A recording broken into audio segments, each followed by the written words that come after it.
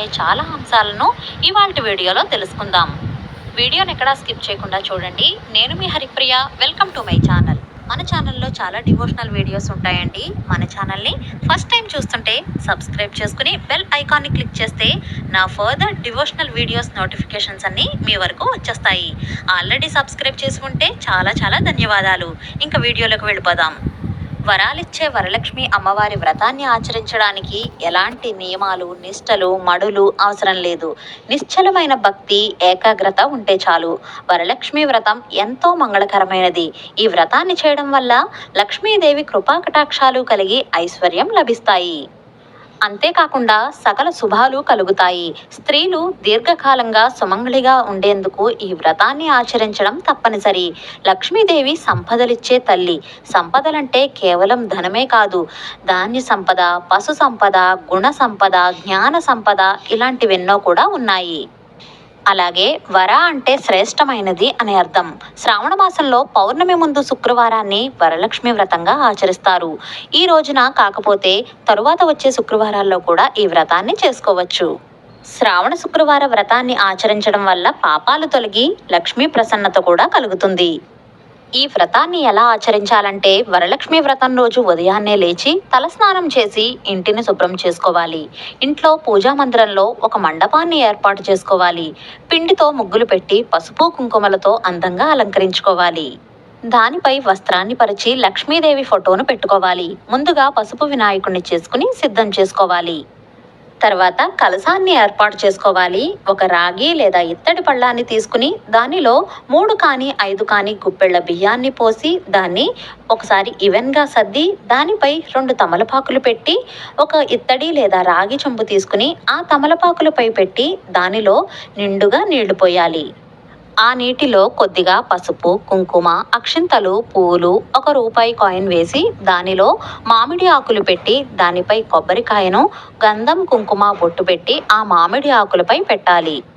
ఆ కొబ్బరికాయపై ఎరుపు, ఆకుపచ్చ, పసుపు రంగు జాకెట్ ముక్కను పెట్టుకుని గాజులు వేసి మీరు లక్ష్మీ రూపు తీసుకుని ఉంటే కనుక పసుపు తాడుకు లక్ష్మీ రూపు కట్టి అమ్మవారికి వేయొచ్చు. లేదా రూపు తీసుకునే ఆనవాయితీ లేకపోతే కనుక పసుపు కొమ్ముకైనా పసుపు తాడు కట్టి వేయొచ్చు. ఈ విధంగా కలశాన్ని సిద్ధం చేసుకుని పెట్టుకోవాలి. అలాగే తోరాన్ని, వాయనాన్ని కూడా సిద్ధం చేసుకుని పెట్టుకుంటే మనం పూజ మధ్యలో లేవక్కర్లేదు. తోరాన్ని ఏ విధంగా తయారు చేసుకోవాలంటే తెల్లటి దారాన్ని 5 కానీ 9 కానీ దారపు పోచలు తీసుకుని దానికి పసుపు రాసి పూలు, ఆకులు కట్టుకోవాలి. ఇది కూడా 9 ముడులు వేసి కట్టుకోవాలి. తోరాలు 3 కానీ 4 కానీ సిద్ధం చేసుకోవాలి. వాయనాన్ని కూడా సిద్ధం చేసుకుని పెట్టేసుకుందాం.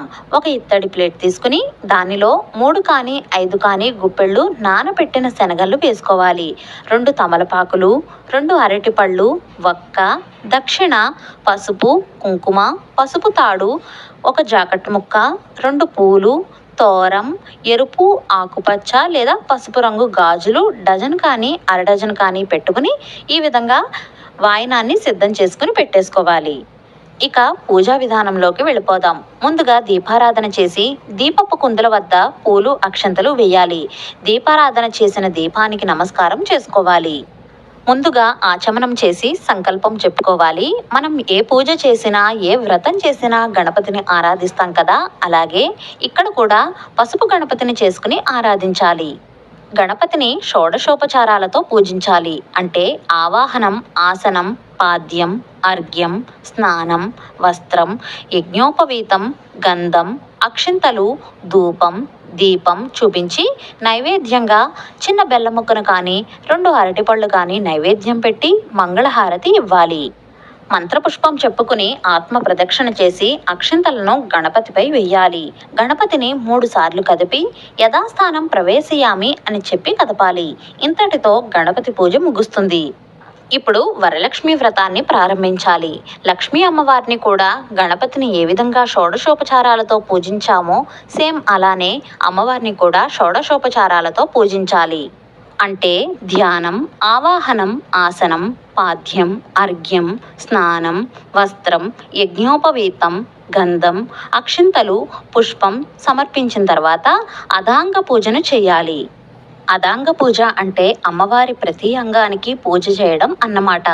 అదాంగ పూజను అక్షింతలు, పూలు, కుంకుమ వేస్తూ అదాంగ పూజను చదువుకోవాలి. తర్వాత అమ్మవారి అష్టోత్తర శతనామావళి అంటే 108 నామాలు చదువుకుంటూ పసుపు, కుంకుమ, పూలు, అక్షింతలు వేస్తూ చదువుకోవాలి. ఆ తర్వాత లక్ష్మీ అమ్మవారివి ఏవైనా స్తోత్రాలు వచ్చి ఉంటే అవి కూడా చదువుకోవచ్చు. తర్వాత ధూపం దీపం కూడా చూపించి నైవేద్యంగా అరటిపళ్ళు, కొబ్బరికాయ, మనం ఏమైతే నైవేద్యాలు తయారు చేశామో అవన్నీ కూడా అంటే బూరెలు, గారెలు, పులిహోర, పరమాన్నం అవన్నీ కూడా నైవేద్యంగా సమర్పించాలి. తర్వాత తాంబూలం సమర్పించి మంగళహారతిని ఇవ్వాలి. ఎక్కడైనా హారతిని ఇవ్వచ్చు లేదా కథ చదువుకున్న తర్వాత లాస్ట్లో అయినా సరే ఇవ్వచ్చు. ఇప్పుడు మనం తయారు చేసుకున్న తోరాలు ఉన్నాయి కదండి, ఆ తోరాలను అమ్మవారి వద్ద పెట్టి తోర గ్రంథి పూజను చేసుకోవాలి. అక్షింతలు తోరంపై వేస్తూ తోరగ్రంథి పూజను చేసుకోవాలి. ఆ తోరగ్రంథి పూజ పూర్తయిన తర్వాత అమ్మవారి దగ్గర ఉన్న ఒక తోరాన్ని తీసుకుని తోరం కట్టుకుంటూ ఈ మంత్రాన్ని అనుకుంటూ తోరం కట్టుకోవాలి. బధ్నామి దక్షిణ హస్తే నవసూత్రం శుభప్రదం పుత్ర పౌత్రాభివృద్ధించ సౌభాగ్యం దేహిమే రమే అనే మంత్రాన్ని చదువుకుంటూ మన కుడి చేతికి తోరాన్ని కట్టుకోవాలి. తర్వాత వాయనాన్ని ఇవ్వాలి. వాయనం ఇస్తున్నప్పుడు ఇస్తినమ్మ వాయనం అని మనం చెప్పుకుని, పుచ్చుకుంటున్నమ్మ వాయనం అని అమ్మవారే చెప్తున్నట్లుగా మనమే చెప్పుకుని వాయనాన్ని సమర్పించాలి. ఆ తరువాత అక్షింతలు కొద్దిగా తీసుకుని వరలక్ష్మి వ్రత కథను చదువుకోవాలి. వరలక్ష్మి వ్రతం పుస్తకం మనకు అన్ని బుక్ షాప్స్లో ఉంటుందండి. ఆ బుక్స్లో ఉన్నట్లుగా మనం ఫాలో అయిపోతే మనకు అర్థమైపోతుంది. కథను పూర్తిగా చదివిన తర్వాత అక్షంతలను కళ్ళకద్దుకుని కొన్ని అక్షంతలు అమ్మవారిపై వేసి మిగిలిన అక్షంతలను మనం వేసుకుని భర్త చేత, ఇంట్లోని పెద్దవారి చేత కూడా వేయించుకోవాలి. ఇప్పుడు మంగళహారతి ఇచ్చి మంగళహారతి పాటలు ఏమైనా వస్తే చక్కగా పాడుకుంటూ అమ్మవారికి హారతి ఇవ్వాలి. ఆత్మ ప్రదక్షిణ చేసి మంత్రపుష్పం చెప్పుకుని అమ్మవారిపై అక్షంతలు వేయాలి. ఇక్కడితో పూజ పూర్తవుతుంది. ఇక సాష్టాంగ నమస్కారం చేసి పూజలో ఏదైనా లోపాలు ఉంటే మన్నించు తల్లి అని వేడుకోవాలి. అష్టైశ్వర్యాలను కలుగజేసే అష్టలక్ష్మి రూపమే వరలక్ష్మీదేవిగా మనం ఆరాధిస్తాం.